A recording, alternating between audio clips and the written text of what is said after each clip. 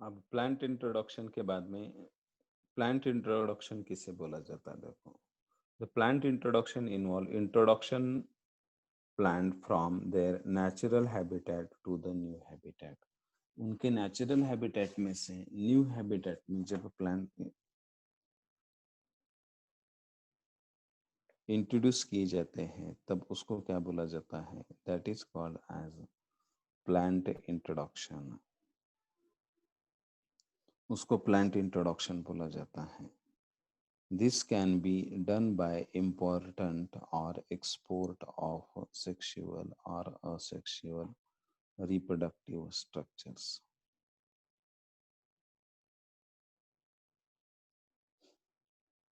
ये कैसे किया जाता है? जब प्लांट इंपोर्ट किए जाते हैं या एक्सपोर्ट किए जाते हैं, अब कौन से प्लांट? सेक्सुअल या असेक्सुअल रिप्रोडक्टिव स्ट्रक्चर्स। आणि सेक्सुअली रिप्रोड्यूसिंग प्लांट या असेक्सुअली रिप्रोड्यूसिंग प्लांट एक जगह से दूसरी जगह तब जब वो एक्सपोर्ट किए जाते हैं तब उसको बोला जाता है that is called as plant introduction. वो मेथड को वो या टेक्निक को क्या बोला जाता है? प्लांट इंट्रोडक्शन ऐसे बोला जाता है। द नेक्स्ट मेथड आ जाती है उसके अंदर, that is called as selection.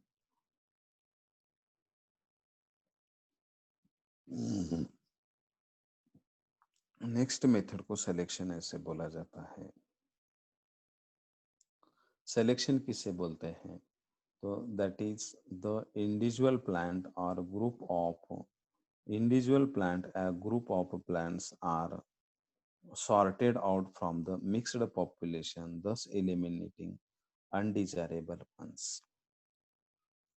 समझो एक क्रॉप फील्ड है और वो क्रॉप फील्ड के अंदर जितने भी हेल्दी प्लांट्स रहते हैं वो हेल्दी प्लांट्स को सेलेक्ट करके उनको आइसोलेट कर देना, और जो अनडिजायरेबल प्लांट कैरेक्टर वाले प्लांट रहते हैं या अनहेल्दी प्लांट्स रहते हैं उनको अलग कर देना, उसको क्या बोला जाता है? That is called as selection। The selection method include mass selection, pure selection and clonal selection। ये सिलेक्शन की जो मेथड रहती है उसमें मास सिलेक्शन रहता है, प्योर सिलेक्शन रहता है एंड क्लोनल सिलेक्शन रहता है। तो ये तीन टाइप का सिलेक्शन आ जाता है। उसके बाद में नेक्स्ट जो टेक्निक आ जाती है that technique is called as hybridisation. ये हाइब्रिडाइजेशन की टेक्निक रहती है। It is the method of producing new crop varieties. ये जो मेथड्स रहते हैं जिसमें न्यू क्रॉप वैरायटीज प्रोड्यूस किए जाते हैं इन विच टू और मोर प्लांट्स ऑफ अनलाइक जीनोटाइप और क्रॉस, जिसके अंदर दो या दो से ज्यादा प्लांट क्या किए जाते हैं? अनलाइक प्लांट्स उसके अंदर क्रॉस किए जाते हैं। ठीक है, तो दिस हाइब्रिडाइजेशन कैन बी, ये हाइब्रिडाइजेशन अलग अलग टाइप का रहता है। That one is called as intravarietal, एक ही वैरायटी के अंदर हाइब्रिडाइजेशन किया जाता है। That next one is called as intervarietal, दूसरा इंटरवराइटल रहता है। तीसरा जो रहता है that is called as interspecific और इंट्राजेनिक। तीसरा जो रहता है वो इंटरस्पेसिफिक रहता है या इंट्राजेनिक रहता है। और लास्ट वाला जो रहता है that is called as intergeneric hybridization. तो ये हाइब्रिडाइजेशन अलग अलग टाइप का रहता है। इंट्रावैराइटल भी रहता है, इंटरवैराइटल भी रहता है, इंटरस्पेसिफिक भी जो रहता है जिसको इंट्रा जेनेरिक ऐसे बोला जाता है, या इंटरजेनेरिक भी जो रहता है जो हाइब्रिडाइजेशन रहता है। तब hybrid it is an offspring of cross between two genetically unlike individual, उसको हाइब्रिड बोला जाता है। दो जेनेटिकली अनलाइक इंडिविजुअल से जब क्रॉसिंग की जाती है तब उसको बोला जाता है that is called as hybrid varieties, उसको हाइब्रिड वैरायटीज बोला जाता है। ठीक है, अब पॉलीप्लाइड ब्रीडिंग नाम की मेथड रहती है, 4 टाइप की जो वैरायटीज रहती है। पॉलीप्लाइड किससे बोला जाता है? तो ये पॉलीप्लाइड जो मेथड रहती है, पॉलीप्लाइड मेथड के अंदर polyploid plants breeding is done to produce plant with extra set of chromosomes. जो प्लांट रहते हैं वो एक्स्ट्रा सेट ऑफ क्रोमोसोम से प्रोड्यूस किए जाते हैं, उसको क्या बोला जाता है? That is called as polyploid breeding, ऐसे बोला जाता है।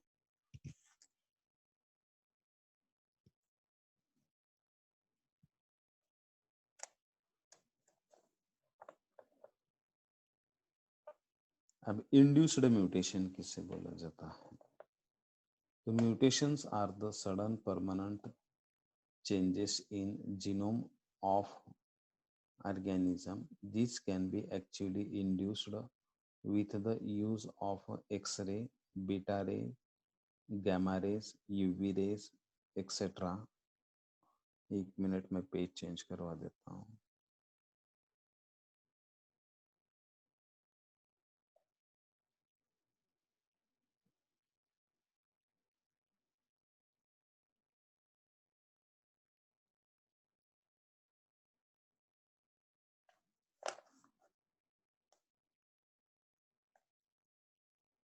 अब देखो, उसको इंड्यूस्ड म्यूटेशन बोलते हैं। जो म्यूटेशन के अंदर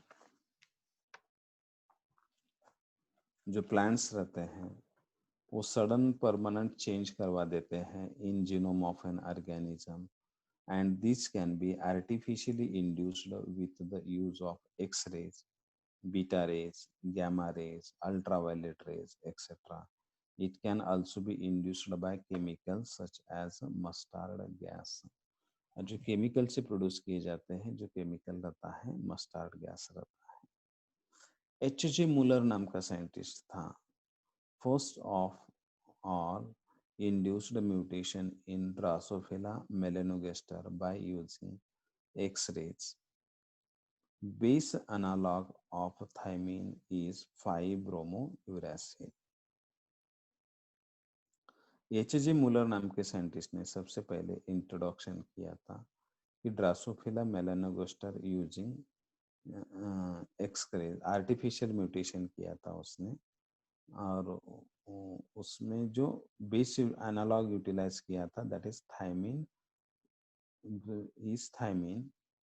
is 5-bromouracil. टिश्यू कल्चर, अब ये टेक्निक जो रहती है is based on totipotency. Totipotency means that is the ability of cell to gives rise to whole plant of plant cell. Tissue culture की जो टेक्निक रहती है, ये टेक्निक के अंदर प्लांट रहते हैं जो टोटिपोटेंसी के प्लांट रहते हैं. The concept of totipotency was given by Haberlandt. Haberlandt नाम का साइंटिस्ट है जिसने ये टोटिपोटेंसी का कंसेप्ट दे दिया. And detailed practical application of totipotency was shown by steward.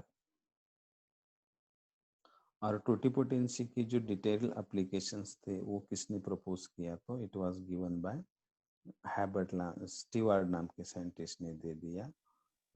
Who developed a complete carrot plant from the root cell.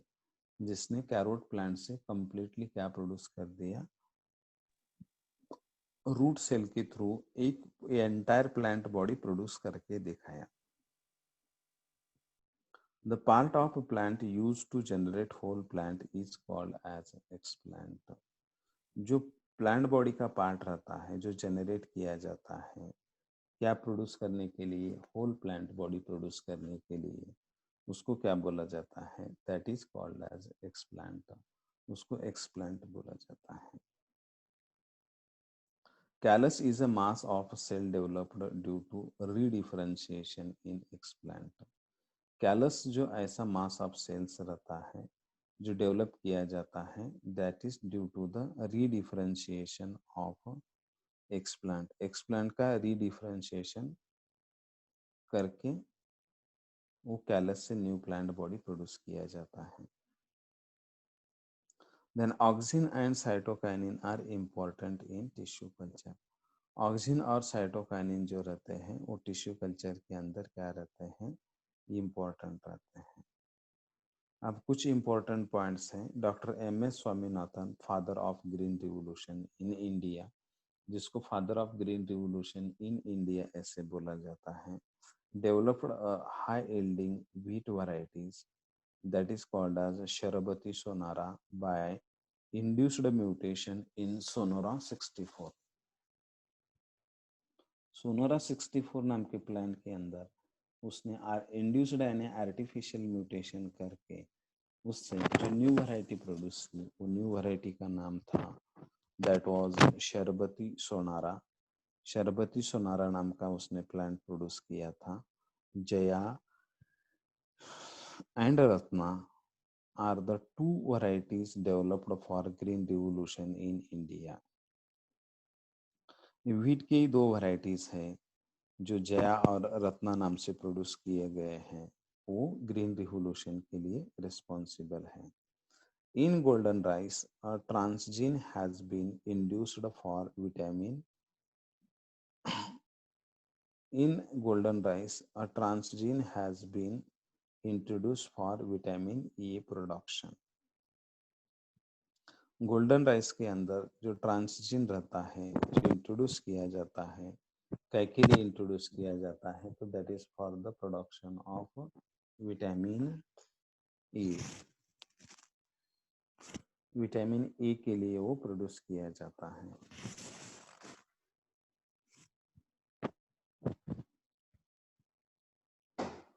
Holstein Friesian is the highest milk yielding variety of cattle in world। Hostel नाम की variety रहती है जो highest milk production करके पूरे world के अंदर क्या की जाती है, प्रोड्यूस की जाती है।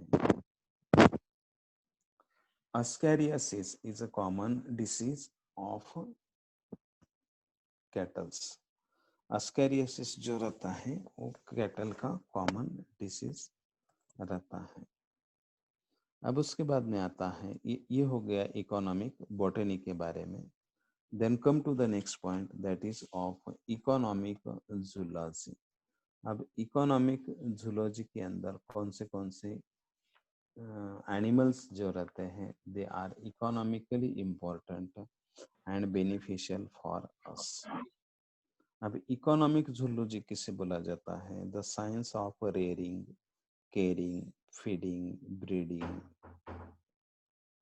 improvement and utilization of domesticated animals is called as animal husbandry। उसको एनिमल हस्बेंडरी ऐसे बोला जाता है। The domesticated animals kept for use or profit are collectively called as livestock। उसको livestock बोला जाता है। Dog was the first domestic animal and the livestock of India can be categorized। Milk yielding animals जिसमें काऊ आता है, गोट आता है, buffalo आता है, और एग यील्डिंग एनिमल्स जिसमें हेन आता है, डक आता है, ड्रॉट एनिमल्स जिसमें म्यूल आता है, डोंकी आता है, जनरल यूटिलिटी एनिमल्स जिसमें डॉग आता है, कैट आता है एंड बफेलो आता है।